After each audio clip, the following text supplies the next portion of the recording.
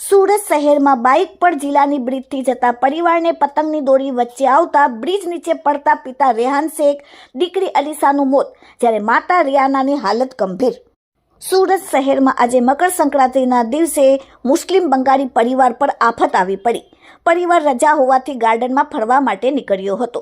સુરતના પમ્પિંગ વોડી બંગલા પાસે રહેતા પરિવાર ગાર્ડન તરફ જઈ રહ્યો હતો ત્યારે જિલ્લાની બ્રિજ પાસે પિતા શેખ રેહાન, 7 વર્ષની માસૂમ દીકરી અલીસા ખાતુન અને માતા રિયાના સાથે ગાડી ઉપર જઈ રહ્યા હતા ત્યારે અચાનક પતંગનો દોરો વચ્ચે આવતા પૂરપાટ ઝડપે જતી ગાડી બ્રિજ નીચે 2 વ્હીલર પડી જતા ત્રણેયની લાશો બ્રિજ નીચે પડી ગઈ, જેમાં પિતાની મોત, જ્યારે માતા રિયાના સુલતાનની હાલત ગંભીર અને માસૂમ દીકરીની પણ મોત। ત્રણેય અડાજણ પાટિયાની જેનબ હોસ્પિટલમાં ખસેડવામાં આવેલ છે, જ્યાં માતાની સારવાર ચાલુ છે। અકસ્માત એટલું ભયંકર હતું કે ઉપરથી ત્રણેયની લાશો પડતા માતાની લાશ રિક્ષા ઉપર પડતા રિક્ષા ચાલકને હાથ ઉપર ગંભીર ઇજાઓ પહોંચી, પરંતુ રિક્ષાનું કચુંબર થઈ ગયું। સદનસીબે રિક્ષા ઉપર માતા પડતા તેની જાન બચી ગઈ, જ્યારે અન્ય 2 ખતમ। લોકોનું કહેવાનું છે કે અવારનવાર ચંદ્રશેખર આઝાદ બ્રિજ ઉર્ફે જિલ્લાની બ્રિજ પર અવારનવાર આવા વળાંક આવતા અકસ્માત થાય છે, જેથી બ્રિજ ઉપર ગ્રીલ લગાડવામાં આવે। તંત્રને અપીલ કરવામાં આવી કે આજના આ અકસ્માતને લીધે એક માતાએ તેની દીકરી અને પતિને ગુમાવી દીધો, માટે જેટલું બને એટલું વહેલી તકે આ બ્રિજ ઉપર તાત્કાલિક ગ્રીલ લગાડવામાં આવે। પરિવારના સભ્યોનું કહેવાનું છે કે પતંગની દોરી આડે આવતા આ ગંભીર અકસ્માત થયો। હવે સાચી હકીકત શું છે એ રાંદેર પોલીસ તપાસ કરશે ત્યારે જ ખબર પડશે। ઘટનાને લીધે રાંદેર પોલીસના પીઆઈ તેમજ રાંદેર પોલીસના કર્મચારીઓ ઘટના સ્થળે આવી પહોંચ્યા। Bureau report, daily India TV, Surat. Sir आपका नाम? मेरा नाम शेख फरहान। आज जिलानी ब्रिज के ऊपर मेरा भाई का एक्सीडेंट हुआ। तो वो जा रहा था सुभाष गार्डन घूमने, तो गाड़ी स्पीड में था तो उसका टर्निंग में एक डोरी आ गया था पतंग का, तो एक हाथ से हटाने गया तो उसका बैलेंस बिगड़ गया, तो उसी से वो गाड़ी टक्कर लगा, तो गाड़ी ऊपर ही था ब्रिज के और मेरा भाई का जो था फैमिली पूरा नीचे गिर गया। कौन था साथ में? मेरा भाई था, उसका नाम रेहान शेख, मेरा भाभी था, उसका नाम रेहाना बीबी, मेरा भतीजी था, उसका नाम आलिशा खातून। भतीजी कितने साल की थी? 10 साल का। अकस्मात में कौन गुजर गए? वो मेरा भतीजी और मेरा भाई गुजर गए। अच्छा, भाभी की हालत कैसी है? भाभी की हालत अभी तो आईसीयू में है, उसका पैर टूटा है। कहाँ से कहाँ जा रहा था परिवार? परिवार पंपिंग से जा रहा था सुभाष गार्डन, नेताजी सुभाष चंद्र बोस गार्डन, मुराबाद। क्या कहना चाहते हो?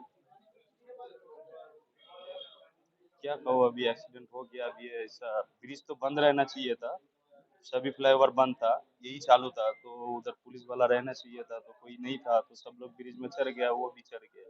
कौन से इलाके में ये अकस्मात हुआ है? जिलानी ब्रिज। अभी बॉडी कौन से इलाके में है? ये भी जैनब हॉस्पिटल में। तुम्हारा नाम? मेरा नाम इकबाल भाई है और मैं यहाँ पे चाय पीने आया था 5 सवा 5 बजे के करीब, और चाय पी के जैसे मैं रिक्शा के अंदर बैठा हूँ तो ऐसे ऊपर से 3 आदमी गिरे, जो एक लेडीज है, छोटी बच्ची एक आदमी है, वो सब मेरे ऊपर गिरे रिक्शा के ऊपर। रिक्शा को भी बुका हो गया है और मुझे भी थोड़ा बहुत लगा है, मुझे क्या हुआ क्या नहीं मुझे पता नहीं है क्या गिरा। फिर बाद में देखा तो एक लेडीज सीधी मेरी रिक्शा के अंदर गिरी, उसको लगा है, वो भी सीरियस है, 2 तो ऑलरेडी खत्म ही हो चुके हैं। कहाँ पे ये हादसा हुआ? तो यहाँ पे जेलानी ब्रिज के ऊपर हुआ है। कितने बजे ये ये हादसा हुआ? 5:15 बजे के करीब हुआ है, 5 साढ़े 5 के बीच में हुआ है। ये पतंग की डोरी से हुआ है? वो मुझे कुछ पता नहीं है क्या हुआ क्या नहीं, ऊपर से सीधे गिरे और सीधे नीचे तो इधर एक खड्डे में गिरा, एक इधर गिरा, और लेडीज थी वो सीधी मेरी रिक्शा में गिरी। आपको भी लगा है? हाँ, मुझे हाथ में लगा है, थोड़ा बहुत नाक के पास लगा है, और रिक्शा का पूरा कचूमर हो गया है। ओके, अभी पुलिस आ गई है? पुलिस ने कार्यवाही कर रही है, रांझे पुलिस स्टेशन वाले साहब कार्यवाही कर रहे हैं। अब आगे जो क्या क्या है क्या नहीं, अब वो डिसीजन वो लोग लेंगे क्या करना है क्या नहीं।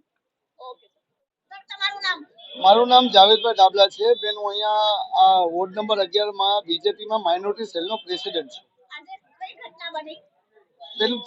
સૌપ્રથમ તો આપના માધ્યમથી આજે જે હાદસો બન્યો છે એના પરિવાર સાથે હું સંવેદના વ્યક્ત કરું છું, અને આજે જે દુઃખદ ઘટના બની એમાં 2 લોકોના મૃત્યુ થઈ ચૂક્યા છે અને એકની હાલત ગંભીર છે।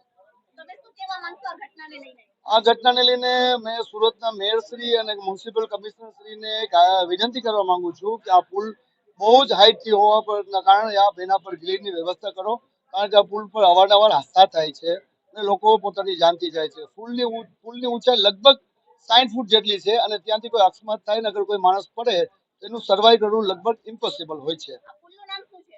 આ પુલનું નામ ચંદ્રશેખર આઝાદ બ્રિજ છે. કયા વિસ્તારમાં આવેલું છે? એ અડાજણ પાટિયા જિલ્લાની બિલ્ડિંગની સામે આવેલું છે. આ જે અકસ્માત થયું એમાં પતંગની દોરીથી થયું કે પુલના બ્રિજની જાલીને લીધે થયું? શું કહેવા માંગશો? બેન, આજે જે થયું છે, લોકો એમ કહે છે કે પતંગની દોરી ગળામાં આવી ગયાથી અકસ્માત થયો છે. અને મને તો આશ્ચર્ય થાય છે કે આજે સુરતના 125 પુલ ટુ વ્હીલર માટે બંધ હોવા છતાં પણ આજે એ કેમ ઉપર ગયા, એક તપાસનો વિષય છે. લાસ્ટ તંત્રને શું અપીલ કરશો?